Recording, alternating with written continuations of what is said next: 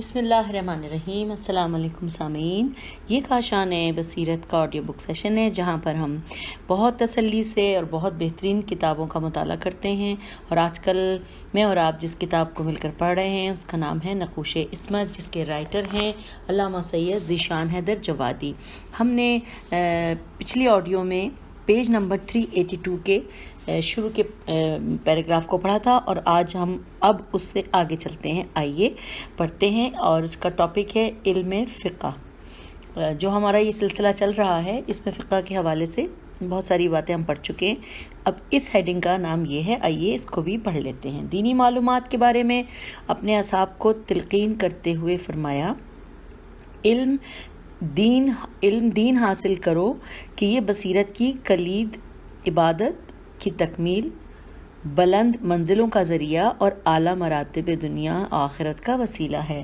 عابد کے مقابلے میں عالم کا وہی مرتبہ ہے جو ستاروں کے مقابلے میں آفتاب کا مرتبہ ہے۔ جو علم دین حاصل نہ کرے، اللہ اس کے کسی عمل سے راضی نہ ہوگا۔ عالم سے مزبلہ پر بھی گفتگو کرنا جاہل ہے، جاہل سے فرش اس کو پھر پڑھ لیتے ہیں۔ عالم سے بلا پر بھی گفتگو کرنا جاہل سے فرش مخمل پر بات کرنے سے بہتر ہے۔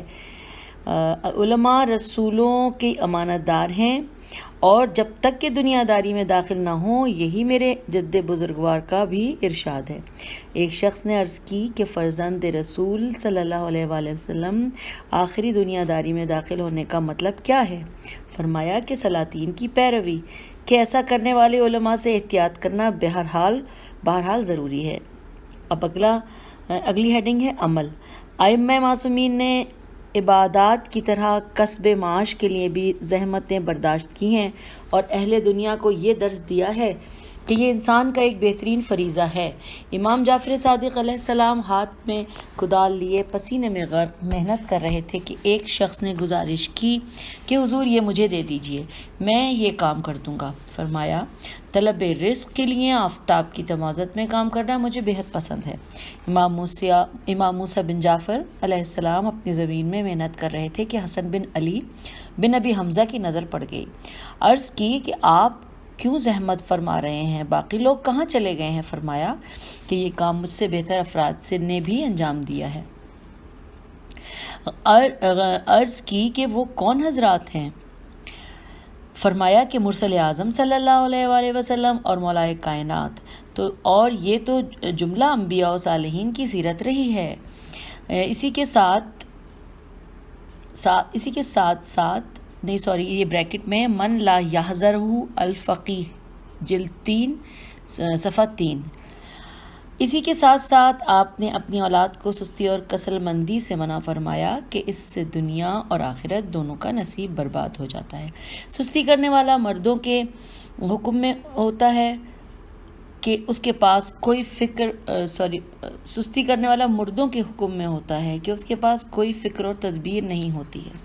اگلی ہیڈنگ ہے خدمت خلق۔ اپنے اصحاب کو تعلیم دیتے ہوئے فرمایا کہ جس کے پاس کوئی برادر مومن مدد مانگنے کے لیے آئے اور وہ باوجود قدرت کے اسے رد کر دے تو گویا اس نے ولایت الہی کے رشتے کو منقطع کر دیا ہے، اس لیے کہ پروردگار نے قضائے حوائج و مومنین کا حکم دیا ہے، اور مومن کا مدد مانگنے کے لیے آنا در حقیقت ایک رحمت پروردگار ہے۔ انسان نے اس کے مدعا کو پورا کیا تو گویا ہمارے رشتے کا خیال رکھا، اور وہی رشتہ پروردگار کا ہے، اور مومن کو رد کر دیا تو پروردگار اس کے اوپر آگ کے سانپ مسلط کر دے گا جو قبر میں بھی اسے اذیت پہنچاتے رہیں گے۔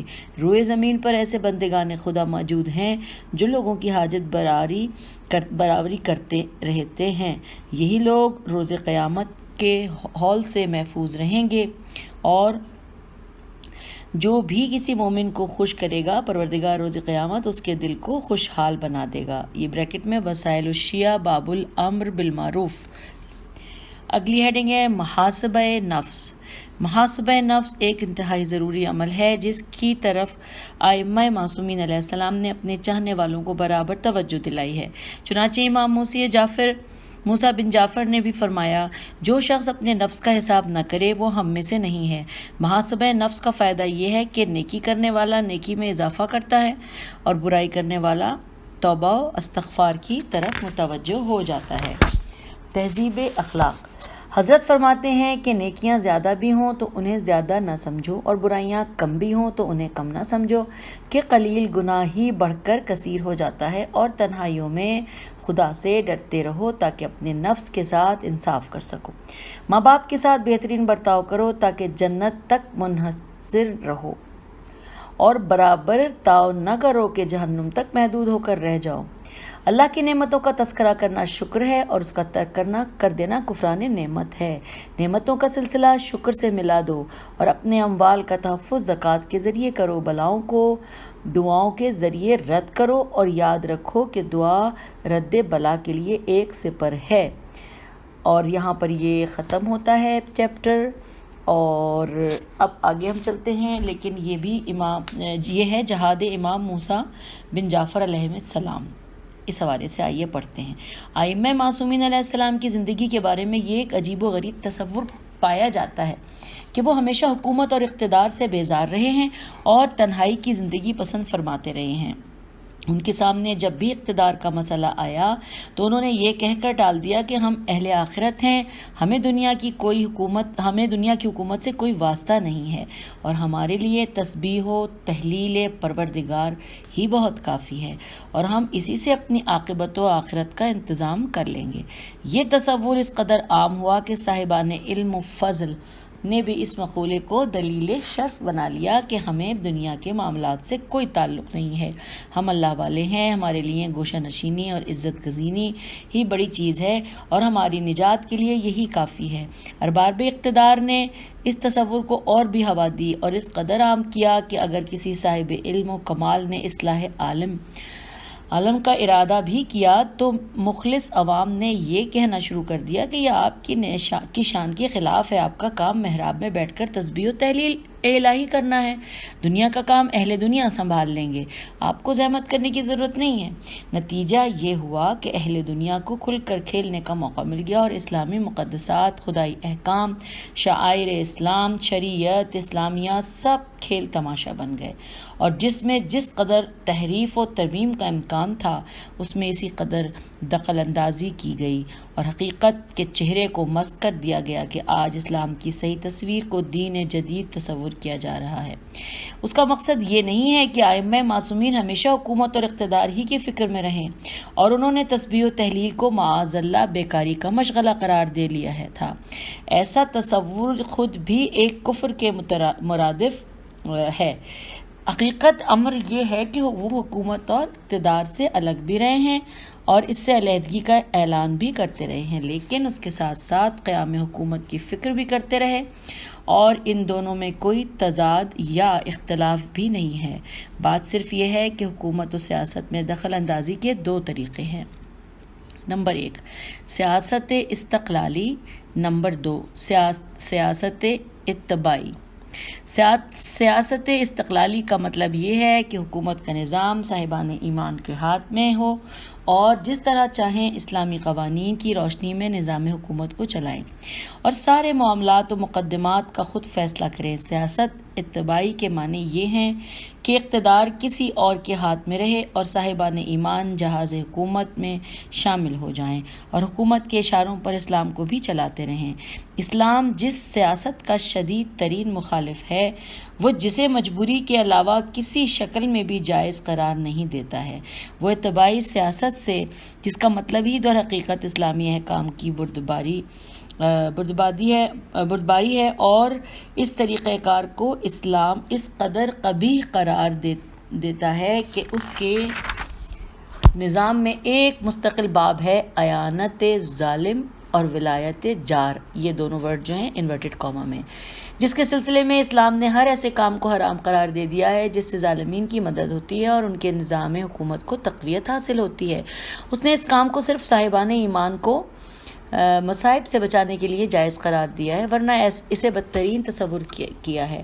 امام موسیٰ بن جعفر علیہ السلام کا علی بن یقطین کو اجازت دینا بھی اسی باب سے ہے، اور آپ صاحبان ایمان کے جان و مال کا تحفظ کرنا چاہتے تھے، ورنہ علی بن یقطین کو یہ تصور بھی ہو جائے کہ امام موسیٰ جعفر کے بجائے حاکم وقت کو حاکم تصور کرتا ہوں تو عالم ایمان سے خارج ہو جائیں گے، اور یہ ان کے حق میں ممکن بھی نہ تھا۔ ابن یقطین ہارون کو کسی قابل بھی سمجھتے ہوتے تو عہدہ پانے کے وقت امام علیہ السلام سے مسئلہ دریافت نہ کرتے اور حکومت کی طرف سے ملنے والے انعامات کو امام کی خدمت میں پیش نہ کرتے۔ یہ بات خود اس بات کی زندہ دلیل ہے کہ سیاست اتباعی کا جواز صرف صاحبان ایمان کی جان و مال و آبرو کے تحفظ کے لیے ہے۔ اس کا قوم میں حیثیت پیدا کرنے، عوام کا استحصال کرنے اور حکومتوں سے سہولتیں حاصل کرنے یا مفت کی گاڑی میں سوار ہونے کے لیے کوئی جواز نہیں ہے۔ یہ کام حرام تھا، حرام ہے اور حرام رہے گا۔ ظالمین سے کسی طرح کا تعاون بھی جائز نہیں ہے۔ امام موسیٰ بن جعفر علیہ السلام نے اس تعاون پر اتنی دور سے پابندی لگائی تھی کہ چاہنے والوں کے ذہن میں تعاون کے جواز کا تصور بھی نہ ہونے پائے۔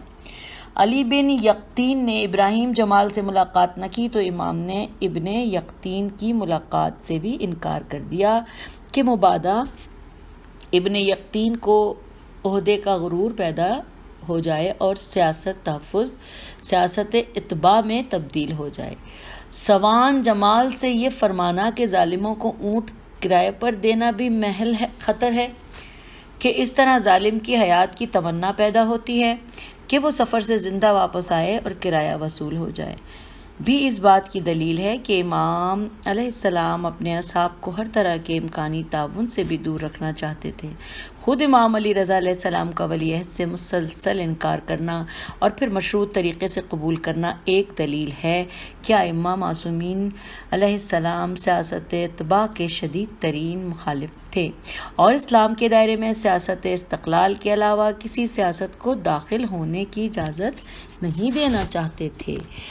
ارباب حکومت کی طرف سے عہدوں کی پیشکش سیاست اتباع تھی اور انقلابی جماعت کی طرف سے قیادت کی پیشکش سیاست ناکام۔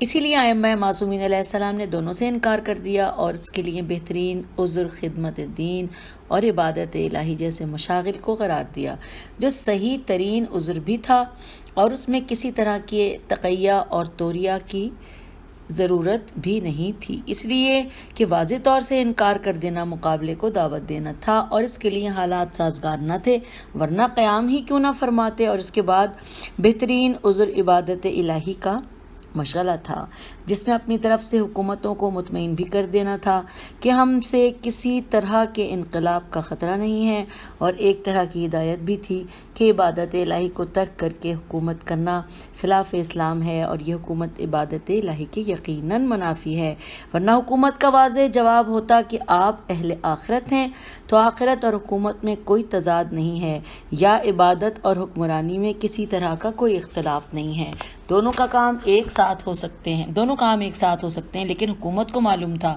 کہ ہمارے نظام میں اس کا کوئی امکان نہیں، جیسا کہ خود ائمہ معصومین علیہ السلام نے بھی مختلف مواقع پر واضح کر دیا تھا۔ چنانچہ جب منصور نے امام صادق علیہ السلام سے کہا کہ آپ ہمارے دربار میں کیوں نہیں آتے ہیں، تو آپ نے فرمایا کہ نہ میرے پاس دنیا ہے کہ تیرا خوف پیدا ہو اور نہ تیرے پاس آخرت ہے کہ اس کی طمع کی جائے۔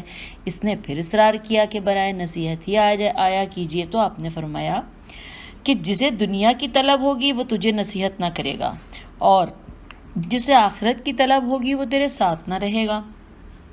ائمہ معصومین علیہ السلام کی حیات میں حکومت و سیاست سے کنارہ کشی کا ذکر ملتا ہے، وہ اتباعی سیاست ہے، ورنہ استقلالی سیاست اسلام کے امکانی فرائض میں ہے، اور ہر مسلمان کا فرض ہے کہ اپنے امکان بھر حکومت اسلامی کی کے قیام کی کوشش کرے اور کم از کم سیاست ظلم اور نظام باطل کے خلاف آواز ہی بلند کرے تاکہ حق اور باطل کا امتیاز قائم ہو جائے اور عوام کو دھوکہ نہ ہونے پائے، جیسا کہ ائمہ معصومین علیہ السلام کی حیات میں مسلسل نظر آتا ہے۔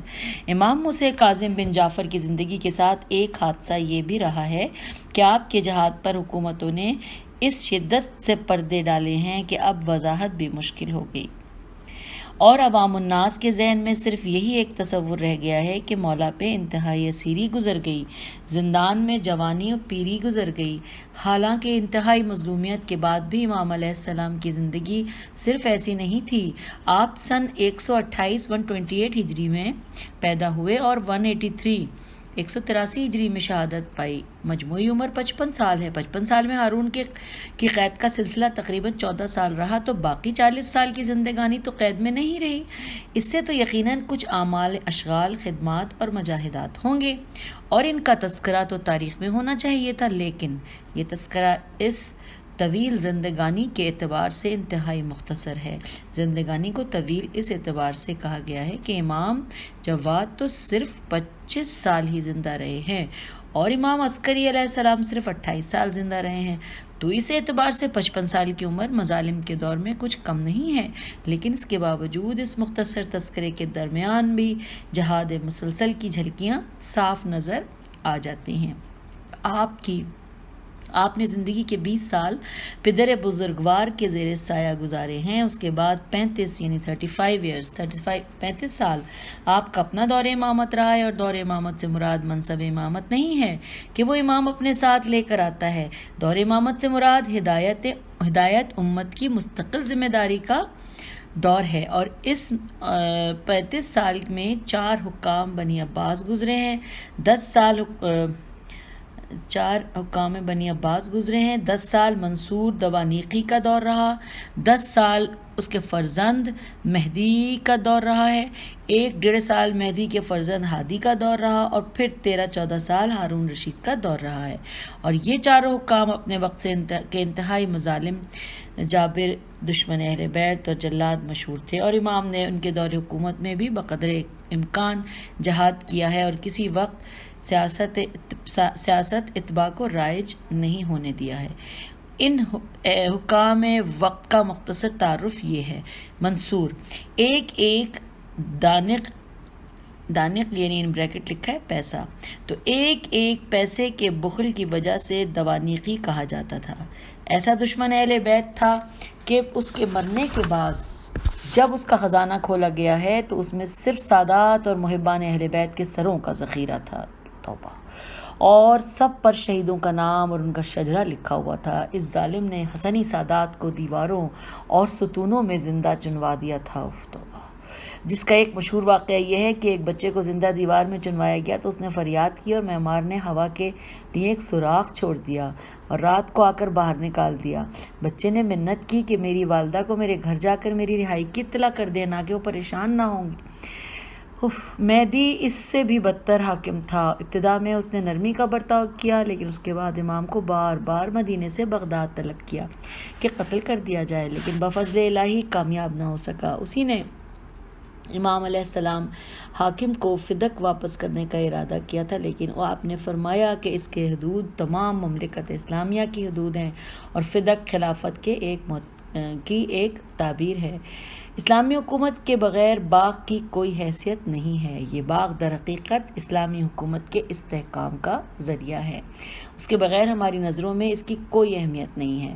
فدق صرف ایک باغ ہو یا جاگیر ہو، ہم سب کو اسلام کی راہ میں صرف کرنا چاہیے۔ ہم سب کو اسلام کی راہ میں صرف کرنا چاہتے ہیں، ہم سب کو۔ میں اس کو تیسری دفعہ پڑھ رہی ہوں، لیکن اب میں ٹھیک پڑھ رہی ہوں۔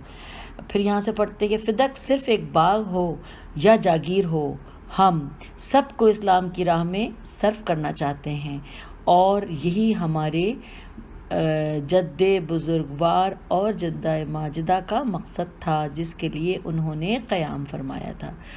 ہادی یہ باپ سے بھی بدتر تھا، اور اس نے حکومت پاتے ہی قتل امام کا منصوبے کا اعلان کر دیا۔ لیکن حضرت نے مسکرا کر فرمایا کہ خود پہلے اپنی خیر منائے، اس کے بعد مجھے قتل کرے گا۔ چنانچہ منصوبے کی تکمیل سے پہلے واصل جہنم ہو گیا۔ ہارون، علماء اسلام نے اس کے فضائل کے دفتر کھول دیے ہیں، حالانکہ یہ ایک انتہائی عیاش تھا اور علماء کو اپنے سے قریب حسب خواہش فتویٰ حاصل کرنے کے لیے رکھے ہوئے تھا۔ اس نے امام کو بغداد لانے سے پہلے حج کا سفر کیا تاکہ مدینے میں امام کے حالات کا جائزہ لے، اور مسجد الحرام میں امام سے بحث بھی کی۔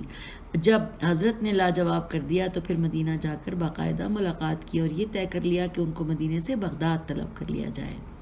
اگلی ہیڈنگ ہے نقوش سیاست۔ آئیے پڑھتے ہیں۔ امام موسیٰ بن جعفر علیہ السلام کی زندگی سے سیاسی نقوش حسب ذیل ہیں۔ نمبر 1، اور یہ جو نقوش ہیں ان کے ٹوٹل نمبر 7 ہیں، تو ہم اس کو ایک ایک کر کے آئیے پڑھتے ہیں۔ 1، علی بن یقطین کو وزیر مملکت بنوا دیا تاکہ مومنین کے جان و مال اور آبرو کا تحفظ ہو سکے اور حکومت کے ارادے بھی واضح ہو سکیں کہ حتی الامکان ان کو تکمیل سے روکا جائے۔ 2، علی بن یقطین کے ذریعے اتنا خراج فراہم ہوتا رہے کہ فقراء مومنین کی کفالت ہو سکے اور ایتام آل محمد تباہ و برباد نہ ہو سکیں۔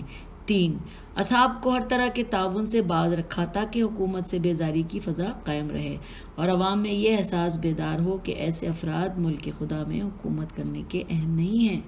4، حکومت کے مطالبات پر مدینے سے بغداد اور بغداد سے مدینے کا سفر کرتے رہے کہ اس طرح ہر مقام کے لوگوں نے رابطہ قائم ہوگا ہر مقام کے لوگوں سے رابطہ قائم ہوگا اور انہیں اسلام کا مفہوم سمجھایا جائے گا۔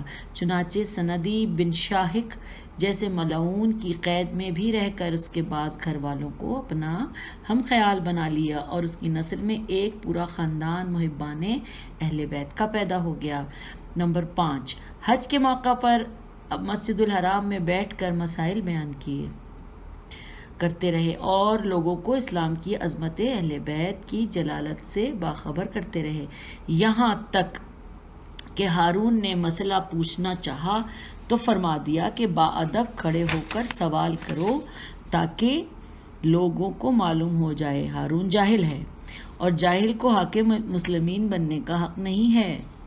ہارون نے مدینے میں قبر پیغمبر سے خطاب کر کے سلام کیا اور کہا السلام علیکہ یا بن الام، تاکہ اپنی قرابت کا اظہار کرے، تو آپ نے فوراً سلام کیا السلام علیکہ یا بتا، تاکہ قوم کو اندازہ ہو سکے کہ وہ قرابت دار ہے تو ہم فرزند رسول ہیں۔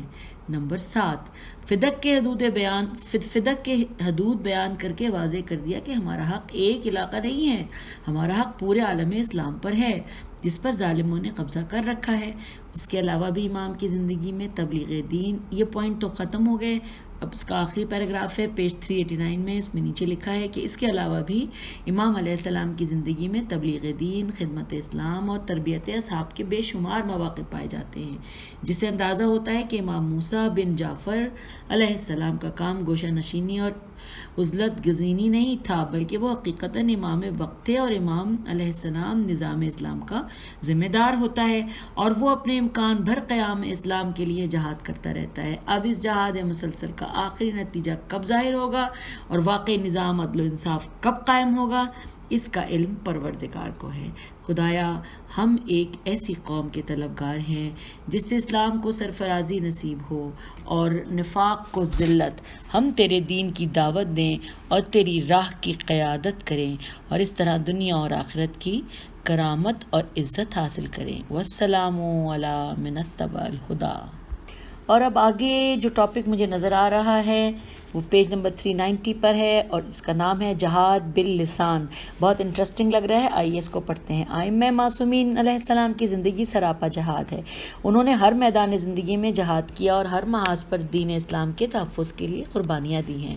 راہ خدا میں گلا کٹوا کر جام شہادت نوش کر لینا اور قیدیوں میں زندگی بسر کرنا، یہ سب جہاد کی مختلف قسمیں ہیں، لیکن ان سب مجاہدات کے ساتھ جہاد باللسان کا سلسلہ بھی جاری رہا اور حسب امکان مخالفین نے حق و حقانیت کو زیر کر کے دین اسلام اور حقائق مذہب کا تحفظ کرتے رہے۔ امام موسیٰ کاظم علیہ السلام کی زندگی کا ایک بڑا حصہ قید خانوں میں گزارا ہے، لیکن اس کے باوجود جب بھی موقع ملا ہے آپ نے اسلامی حقائق کو بے نقاب کرنے اور دشمنان حق و حقیقت کو خاموش کرنے میں کسی طرح کی کوتاہی نہیں کی۔ تاریخ اسلام میں آپ نے مختلف مباحثات و مناظرات کا ذکر موجود ہے۔ تاریخ اسلام میں آپ کے مختلف مباحثات و مناظرات کا ذکر موجود ہے جن سے آپ کے علمی جہاد اور تحفظ کا اندازہ لگایا جا سکتا ہے۔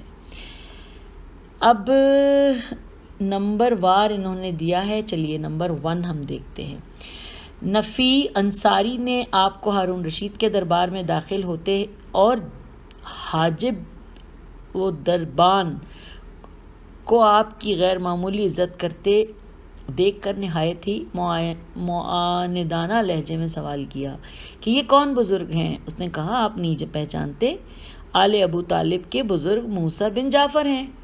نفی نے اہل دربار کو سرزنش کرنا شروع کر دی کہ یہ لوگ ایسے شخص کو اس قدر اہمیت دیتے ہیں جو کسی وقت بھی تاج و تخت پر قبضہ کر سکتا ہے، یہ باہر نکلے گا تو میں اسے ضرور شرمندہ کروں گا۔ عبدالعزیز نے منع کیا کہ آپ ایسا ارادہ نہ کریں، یہ اہل بیت رسول صلی اللہ علیہ وآلہ وسلم ہیں، جو ان سے مقابلہ کرتا ہے وہ ضرور رسوا ہوتا ہے۔ لیکن نفی نے ایک نہ سنی اور جب آپ باہر تشریف لائے تو راستہ روک کر کہا کہ آپ کون ہیں؟ آپ نے فرمایا کہ نسب کے بارے میں پوچھتے ہو تو حضرت محمد مصطفیٰ صلی اللہ علیہ وآلہ وسلم، حبیب خدا حضرت اسماعیل ذبیح اللہ، حضرت ابراہیم خلیل اللہ کا فرزند ہوں۔ وطن کے بارے میں پوچھتے ہو تو وہاں کا ہوں جس کا حج تمام مسلمانوں پر واجب ہے اور تم بھی مسلمان ہو تو تم پر بھی واجب ہے۔ مقابلہ کرنا چاہتے ہو تو یاد رکھو کہ میدان جنگ میں ہماری قوم کے مشرکوں نے تمہاری قوم کے مسلمانوں کو اپنے برابر کا نہیں سمجھا تھا اور میدان میں صاف کہہ دیا تھا کہ ہمارے برابر کے افراد کو ہمارے مقابلے کے لیے بھیجو۔ نفی یہ سن کر بے حد شرمندہ ہوا اور راستہ چھوڑ کر الگ ہو گیا۔ بریکٹ میں لکھا ہے نزہۃ الناظر، صفحہ نمبر 45-45۔ پوائنٹ 2، ہارون رشید نے یوسف کی قابلیت کو دیکھ کر انہیں حکم دیا کہ امام سے سخت ترین سوالات کریں تاکہ آپ جواب نہ دے سکیں تو مجمع عام میں آپ کی سبکی ہو جائے۔ ابو یوسف نے آپ سے دریافت کیا کہ حالت احرام میں سایہ کرنے کے بارے میں آپ کا کیا خیال ہے؟ فرمایا کہ حرام ہے۔ سوال کیا کہ اگر کوئی شخص خیمے کے اندر چلا جائے تو کیا حکم ہے؟ فرمایا یہ حلال ہے۔ عرض کی کہ دونوں میں کیا فرق ہے؟ فرمایا کہ حالت حیض میں عورت نماز اور روزہ دونوں چھوڑ دیتی ہے اور اس کے بعد روزے کی قضا واجب ہوتی ہے اور نماز کی قضا واجب نہیں ہوتی، تو ان دونوں میں کیا فرق ہے؟ ابو یوسف نے کہا کہ یہ حکم خدا ہے، چنانچہ ابو یوسف شرمندہ ہو کر خاموش ہو گیا۔ ان بریکٹ مناقب۔ نمبر 3 پوائنٹ، ابو حنیفہ نے امام صادق علیہ السلام کی خدمت میں شکایت کی کہ آپ کے فرزند ایسی جگہ پر نماز پڑھ رہے تھے جہاں سامنے سے لوگ گزر رہے تھے، تو آپ نے سکونت اختیار فرمائے۔ اتنے میں امام موسیٰ بن جعفر آ گئے تو فرمایا کہ فرزند ابو حنیفہ کو یہ شکایت ہے۔ فرمایا کہ میرا خدا گزرنے والوں سے زیادہ مجھ سے قریب تر ہے، لہٰذا کوئی میرے اور اس کے درمیان میں حائل نہیں ہو سکتا۔ ابو حنیفہ یہ سن کر خاموش ہو گئے اور حضرت نے اپنے فرزند کو گلے سے لگا لیا۔ فرزند اے خزینہ اسرار الہی میں تیرے قربان، یہ بریکٹ میں بہارج 12 اور بہار جلد 12، میں یہاں پہ گڑبڑ کر جاتی ہوں ہمیشہ، بہار جلد 12 اور صفحہ 93۔ نمبر پوائنٹ 4 پہ چلتے ہیں۔ علماء یہود کا ایک وفد امام جعفر صادق علیہ السلام کی خدمت میں حاضر ہوا اور سوال کیا کہ نبوت حضرت محمد مصطفیٰ صلی اللہ علیہ وآلہ وسلم کی دلیل کیا ہے؟ آپ نے فرمایا کہ کتاب اللہ اور وہ تمام احکام حلال و حرام جو پروردگار نے آپ کو عطا فرمائے ہیں۔ ان لوگوں نے کہا کہ اس کی دلیل کیا ہے کہ آپ جو فرما رہے ہیں وہ صحیح ہے۔ اتفاق سے امام موسیٰ بن جعفر کم سنی کے عالم میں محفل میں موجود تھے۔ آپ نے فوراً فرمایا کہ اس کی دلیل کیا ہے کہ تم لوگ جو کچھ حضرت موسیٰ کے بارے میں کہتے ہو وہ سب صحیح ہے؟ ان لوگوں نے کہا کہ ان باتوں کو صادقین نے نقل کیا ہے۔ فرمایا کہ یہی کیفیت پیغمبر اسلام کے کرامات کی ہے کہ ان کی گواہی بھی ایک ایسے بچے نے دے دی ہے جو بغیر تعلیم کے سامنے اتمام حجت کر رہا ہے۔ علماء یہود یہ سن کر قانع ہو گئے اور مشرف باسلام ہو گئے۔ امام علیہ السلام نے اپنے فرزند کی پیشانی کا بوسہ دیا اور فرمایا کہ بے شک تم میرے بعد حق کے امین اور دین کے ذمہ دار ہو۔ یہ بریکٹ میں ہے بہار جلد 4 صفحہ نمبر 148۔ نمبر 5 کو ہم پڑھتے ہیں۔ بریحہ عیسائیوں کا ایک بڑا عالم تھا اور ہمیشہ حق کی جستجو میں رہا کرتا تھا، یہاں تک کہ کسی نے حشام بن الحکم کا ذکر کیا تو وہ ان کے پاس 100 علماء نصارہ کے ساتھ حاضر ہوا اور مختلف مسائل کا علم کلام پر گفتگو کی۔ اس کے بعد امام صادق کی خدمت میں حاضری دی، وہاں امام موسیٰ کاظم سے ملاقات ہو گئی۔ حشام نے اپنی گفتگو کی داستان سنائی۔ آپ نے بریحہ سے خطاب کر کے فرمایا تمہارا اپنی کتاب کے بارے میں کیا اندازہ ہے؟ عرض کی کہ میں اس کا عالم ہوں۔ فرمایا تمہیں اس کی تعویل پر کتنا اعتبار ہے؟ عرض کی مکمل اعتبار ہے۔ یہ سن کر آپ نے انجیل کے فقرات کی تلاوت شروع کر دی اور بریحہ حیرت سے دیکھتا رہا، یہاں تک کہ آپ کی عظمت کا اقرار کرتے ہوئے کہنے لگا کہ میں تقریباً 50 سال سے ایسے ہی عالم کی تلاش میں تھا اور یہ کہہ کر مشرف اسلام ہو گیا۔ تو سامعین، آج کی اس آڈیو کو یہاں پر ختم کرتے ہیں۔ ہم پیج 391 مکمل کر چکے ہیں اور جو کہ ہم جہاد باللسان کے بارے میں پڑھ رہے ہیں، لیکن ابھی اس ٹاپک کے حوالے سے 2 صفحات کی ریڈنگ باقی ہے اور اس کے بعد اس سے آگے بہت انٹرسٹنگ ہے جو کہ ہم مزید پڑھیں گے۔ اور اس اگلی آڈیو میں ہم جو یہ امام کے بارے میں پڑھ رہے ہیں، جن امام کے بارے میں، وہ ہمارا یہ چیپٹر ختم ہو جائے گا اور اس کے بعد ہم امام رضا علیہ السلام کے بارے میں پڑھیں گے۔ تو اگلی آڈیو میں ہم انشاءاللہ یہ چیپٹر مکمل کرنے جا رہے ہیں۔ تو اس وقت تک کے لیے اجازت دیجیے۔ اللہ تعالیٰ آپ کو اپنی حفظ و امان میں رکھے، اور اگر آپ نے کامنٹس میں ضرور بتانا ہے کہ آیا کہ جو ہم جس طرح پڑھ رہے ہیں وہ ٹھیک ہے یا اس میں کوئی کمی ہے تو ہم اس کو ٹھیک کریں گے۔ خدا حافظ، فی امان اللہ۔